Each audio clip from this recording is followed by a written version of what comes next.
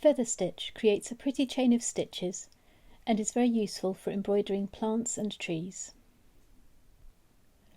I've started this demonstration by marking the fabric with small triangles to suggest how the stitches link together to create a cascade. It can be useful to have outlines to help keep the stitches even, but it's not necessary. Bring the needle up through the fabric and take it down at a lower angle from that point. It doesn't matter if you choose the left or the right side to start your chain of stitches. Pull the thread through gently, leaving a loop of thread free. Bring the needle back up inside the loop and about a stitch length directly below your start point. Pull the thread through gently to create an open stitch. Repeat the process on the opposite side. Take the needle down at an angle and back up a little below the starting point of the stitch.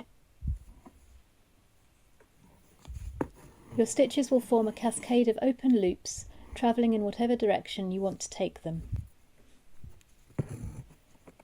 There are two stitching methods used for embroidery, the sewing method and the stab method. I'm using the stab method. It's easier to manage when the fabric is mounted in a hoop and very taut. The sewing method is easier to do when the fabric is loose and can be gathered. When you have finished stitching, anchor the chain with a small stitch before securing the thread at the back. That's all for now. Thank you for watching.